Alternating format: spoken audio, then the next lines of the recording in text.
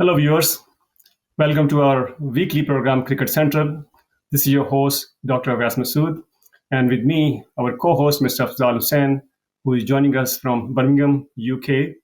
And today we have a very special guest, Dr. Zeeshanchughtai. Zeeshan is a medical resident in the same hospital where I work. Zeeshan follows cricket very regularly. He plays cricket regularly and very passionate about cricket. And he has a very good knowledge about cricket. So we're going to talk about cricket today with him too. So mainly there are two things going on right now. But let me welcome to both of you. Welcome Afzal and Dr. Zeeshanchughtai. So there are two main topics we're going to talk about. One is Pakistan just finished its T20 series in Australia, 50 overs matches, but not to be. And then we will talk about Border-Gavaskar series, which is starting next week. We all cricket fans are very looking forward to this series, a long-awaited series, and we all talk about that. So, Afzal, let me ask you, actually.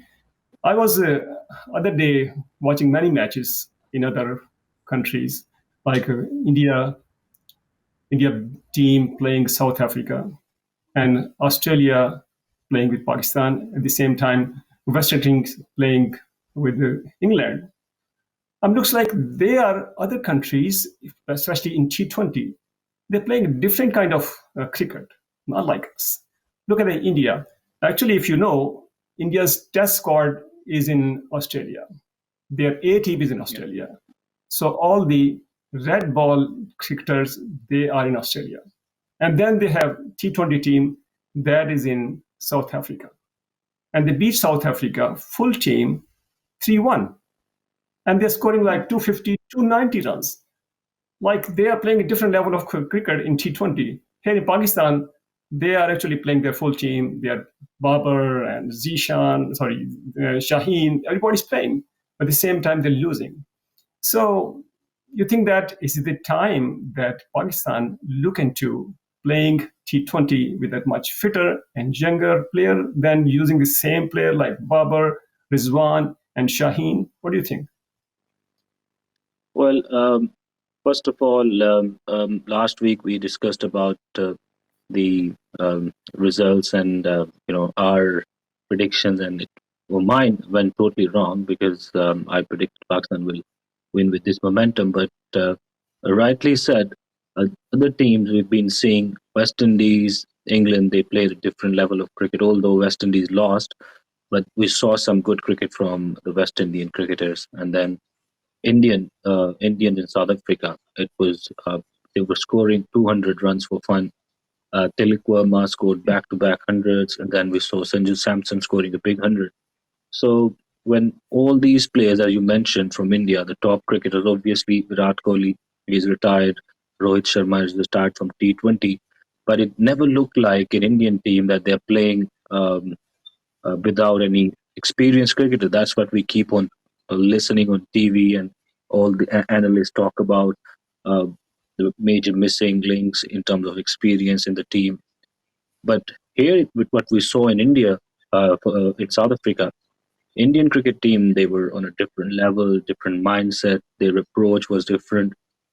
And whereas we see Pakistan, we are still trying to play that uh, brand of cricket that we used to play in early 2000, late 90s, that are top order, and the first half, middle order, they'll score some runs at the average of 5 or 6, and then the last 10 over, last 5 over, will try to score big, which is totally wrong approach, as we've been discussing in this particular show as well, that the most weak link in Pakistan cricket team is our middle order. And in the last episode, we discussed it was never tested in ODI series. We were never tested. Our bowling was superb, and we won the series because of that. And in this T20 series, we have seen it clearly. There was no such middle order who can lead the team, or someone from the top order who can fire, and that led to this 3-0 whitewash. But I'm glad it happened. It's a wake up call.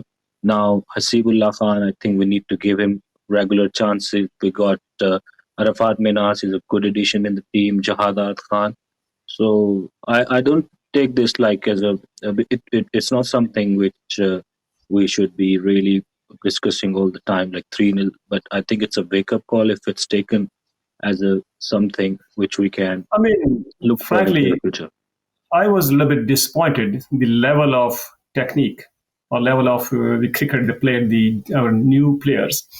But at the same time, why can't blame them? We cannot blame them basically because all the exposure is not there. They don't get much exposure. All the international matches are played by people who have been playing or players who have been playing for many years. Like every match, the Babar and Rizwan has to open. The first time we gave a little bit longer chance to Sam, and he produced that. He has talent. He can face fast bowler in their den. So unless we give them a chance, we're not going to get a good cricket. So next World Cup is at 2026. We have to prepare from now for that. So we have to give chances to a new cricketer. Right, Zishan, what do you think? I mean, we should work on or we should give more chances to the young cricketer, right? I think you're absolutely right about this. Young cricketer, they bring motivation in there, and they haven't played any games, so they want to, they want to be a part of their, in the team, and given that, they're more fit. Their physique is a lot better. They go to a physiotherapist. They know the pyramid that they have to follow because they're trying to get into the team. Once they're in the team, then they start eating all the biryanis and all the stuff that they are used to. So for them, every player should have a physiotherapist or a dietitian, a coach, someone who can train them. You can see all the Australian player. They know how much protein they need to take. They know they know what they're built for. If you need a strong hitter like Niazi, who came from somewhere, who's always worked hard, who knows, he's got the muscles in, he's got the body to hit big. Then you can produce those big shots. Why do you think all the people from West Indies, they hit big sixes? Because of their physique. That's their natural physiques. We don't have natural physique. We have to work on it. So I think all these new players, they're hungry. They're hungry for runs. They're hungry. They're motivated to get back into the team. So they try to follow this modern game, so they can play all these CPL games. Like this guy, this guy Saim, he was one of the best players in CPL. Why? Because he was adapting the modern game. He was playing all these pull shots. Like we were mentioning, no one can play all these pull shots. We need people who can hit big, who can hit pull shots, who are more fit in the team. Yes, exactly. I agree with you. So let's talk about the tour is finished now, and let's see Right. what positive came out of this tour and what's negative or we are not very like I'm responding. So what something positive came out from this tour? So Afzal, what do you think? What do you think that's positive came out from this tour?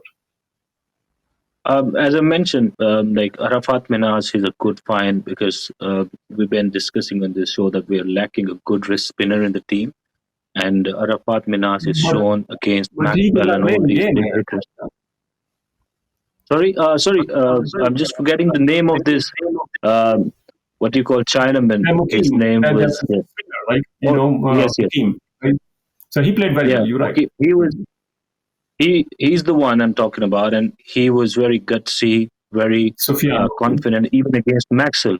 Sorry, Sufyan. Yeah, so he was very confident against Maxwell and all the big hitters, and he showed composure and he showed discipline in terms of his bowling line and length. I think he's a good addition in the team, as we need someone like him. You've seen Adam Zampa, the way his contribution in this series are maybe if you rate Australian team's performance in this series, I will rate 40% of the success coming from Adam Zampa. This is my Yeah. perception. And then obviously all other bowlers and batters chipped in and they gave their performances. Even today, when Baba was doing well, Adam Zampa came in, took some wickets, and And he was in gone. all the rest of the three T20s. Jahandar Yeah. Khan, he's a good cricketer. We've tried Sahibzada Farhan, but he's very disappointed. He's very Yes. disappointing, although he's a top performer in our domestic circle from last 3 years. We have seen him getting out in the same fashion in all this series. Like he can't pull or hook, and he was got out in the similar fashion. And coming to the negative side of it, as I mentioned, Saibzada Farhan, it's really senseless decision to keep uh, Saim Ayub out of this team, because he's the one who plays modern cricket more than anyone in the team. You cannot have anyone like him in the team. You don't have, sorry. And if you got to have someone on top of the order, you got to have someone like Saim Ayub. Uh, we've seen in the second game, it wasn't an easy one, but we could have managed to win this game. But there was a pile of like huge dot deliveries which built up the pressure, and then we kind of struggled towards the chase. So I think we need to give Simon Lube a chance, Hasibullah in, and then this Mukim kid is good. So these are the positives. Yeah, actually, I think the brightest thing about this tour was one of that. Haris was bowling. He was at like a top form, but he has done before. He is not a new guy. But I think the most, as you mentioned, that I think the brightest star was Sam Ayub. He actually won one day series for us. As you said, that after that, there's no batter actually got it. I think one player, which I think in domestic cricket, who can play good cricket, modern day cricket, but he does not use his brain. I'm sure you know about that. I'm talking about Haris. Okay, he has been disappointing. He has all the shots he can play, but again, he has to learn how to build up the inning. What do you think, Zeeshan, about Haris? I think he will come back. He has potential to be a good T20 cricketer. Oh, you're talking about the Muhammad Haris, right? Yeah. No, I'm sorry, I would have to disagree with you. His highest score in T20 I think is around 17 or 23.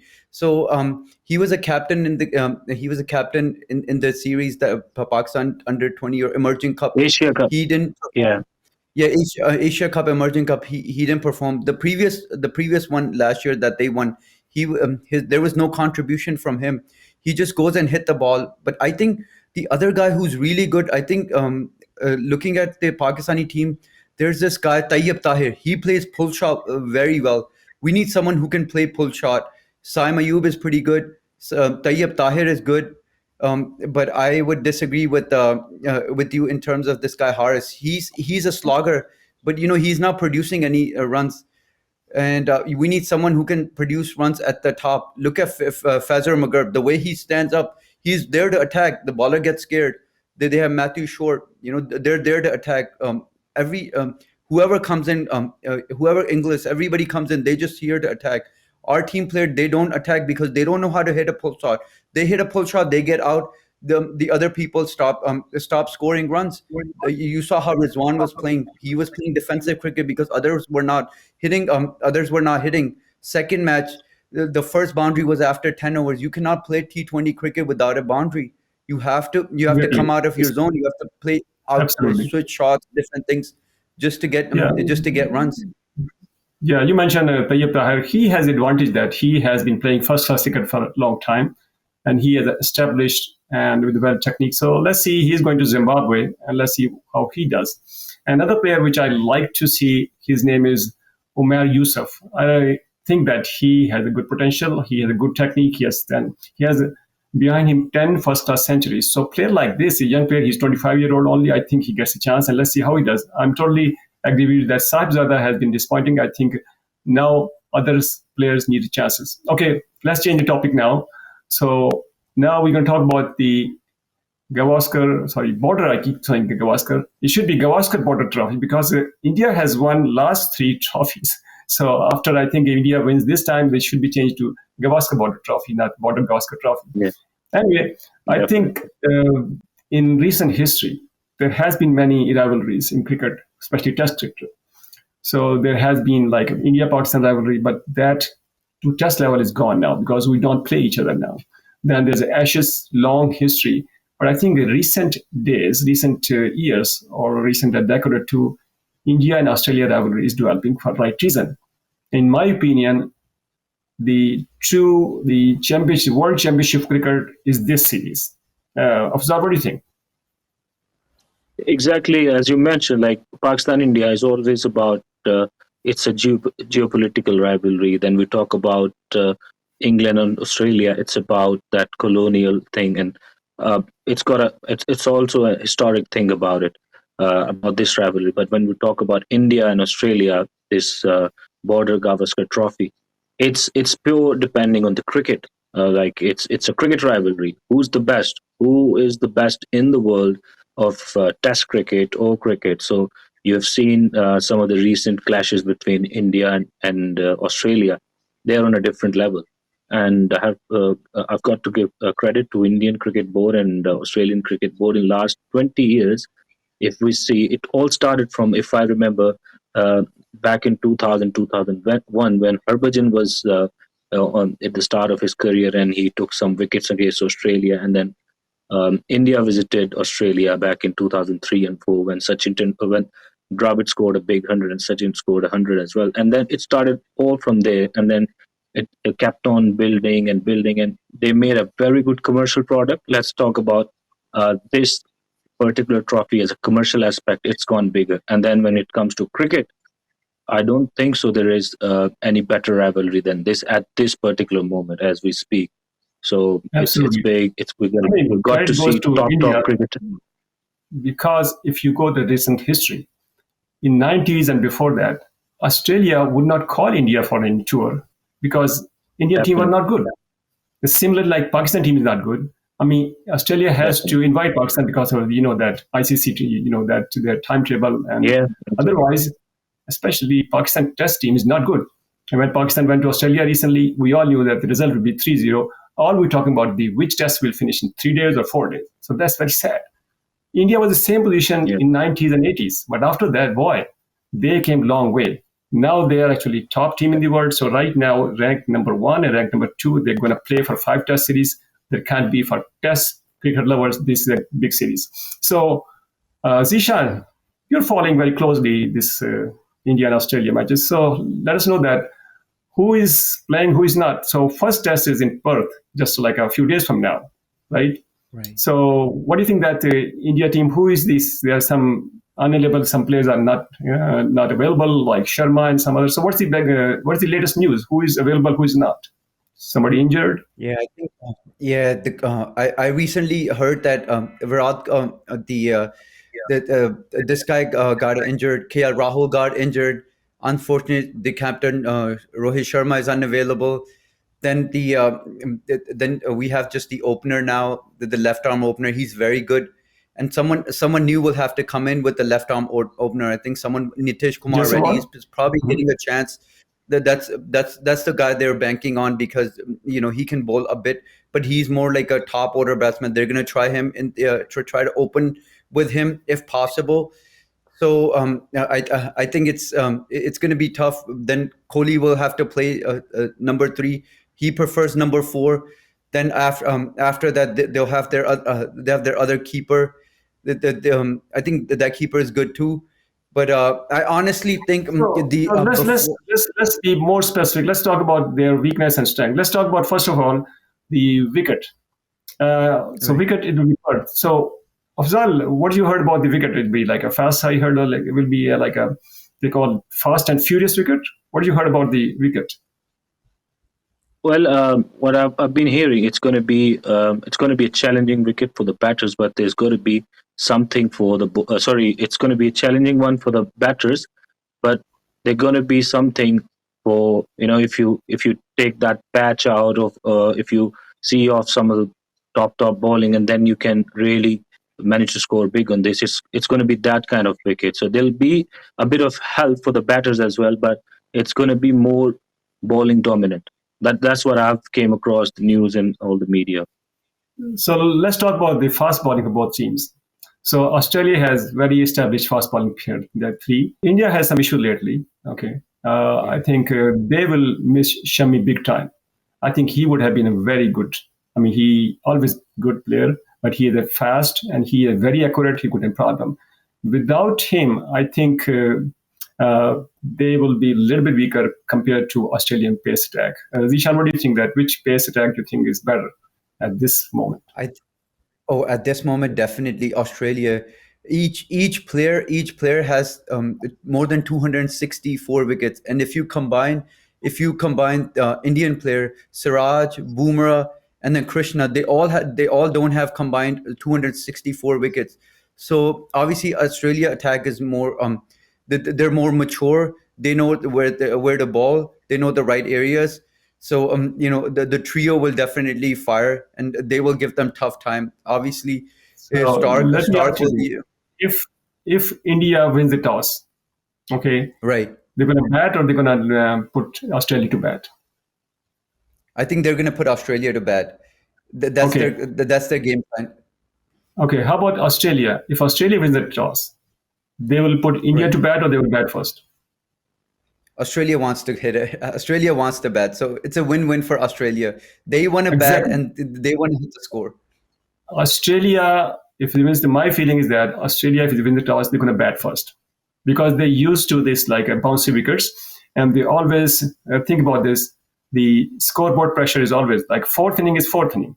Either you have Perth or you have turning wicket. So I think let's see what happens. That's my prediction. But if India win the toss, they will try to get used to or benefit off from the like a fast wickets. But these Australian wickets are like two wickets. They remain fast. They are not like that. They give help to fast bowler for a couple of sessions.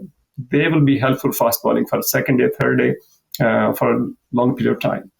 So let's go now batting now. Yes, go ahead, Afzal. Sorry, I just wanted to add one thing here. What I've been reading and what I've been seeing in the warm-up matches, Indian batters are struggling against the short pitch and the bouncy tracks they've been playing these practice matches. So I believe Australia, if they win the toss, they will put India to bat. That's again my assumption. So because in the recent games which were played, and the practice matches, the Indians, they were struggling against the pace and bounce as well. Okay, let's see what happens. My feeling is that they will try to put like a 300, 400 score and then put India under pressure by all pace attack. But they have very good spinner also, Nathan. I mean, he is there forever. I mean, he's like more than 500 wickets already. He's a classy off spinner. Yeah. Okay, so let's definitely. talk about batting now. Yeah. So batting is, I think Australia batting is, yes, go ahead, Afzal. Yeah, so batting, obviously, Australia batting is very strong. So I would really like to ask you about their strength and the loopholes that India can really get through to get them out. I mean, I think they are strong, but not as strong what they used to be. I think in one-day match especially, Pakistan exposed that they have weakness also. So their main test player, they were batting actually. Smith was there. What's the name? Labuschagne. Yeah, his name is Labush. What's the name? He was there. So he is not in top form. So they also can be, that can be. I mean, somebody like one fast bowler can go through there. So it's not like they cannot be like very strong. And like when the Warner was there, David Warner, he used to like take away the game by his attacking, but he's not there. So that's actually the loophole that the opener is new. I think the Max Sweeney is a new opener. He's not opener in first class cricket. He's a new opener. Even his first class average is 30 something. So they have opening. So once a couple of wickets gone, I think they put India can put Australia in pressure. So we'll see. It'll be interesting. It's not the one-sided, series at all. You never know. No, but you have to look at Dr. Masood. You have to look at Australia's batting. They have Khwaja, who dominates in Australia. Australia with Khwaja opening, he always dominates. His average is about 100. So I think if you look at the analysis, he will just make sure that he stabilizes one end. And if McSweeney gets out, then they have Stephen Smith in the background, Labuschagne in the background. They have their whole attack. So I think they're going to come very hard. They have Alex Carey, who's very successful. I don't think they'll go to Josh English, but Alex Carey will definitely hit the deck hard. Yeah, Alex Carey is their test keeper. No question about that. Yeah. Actually, they're out of 13. The sitting out will be English and also their fast bowler ball and all. I mean, all 11 will play. So going to Indian batting, I think there are a couple of things.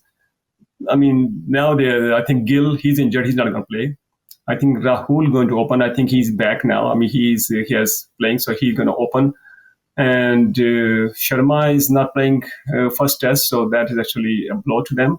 The captain not there. So I think India will be in tough situation at Perth. We'll see how it goes. Is this because this test is being played in Perth? That's why he's not available. Or what do you think is the reason? I mean, if you say that, the social media people are blaming him for that because he was there for family reason but the baby's out, okay, and so I think his wife has given birth to his second child, so that's not reason that he is not there. He could be in hurry. He could come back and join the team. The captain has to be there, and the first test is always very important. So I don't know.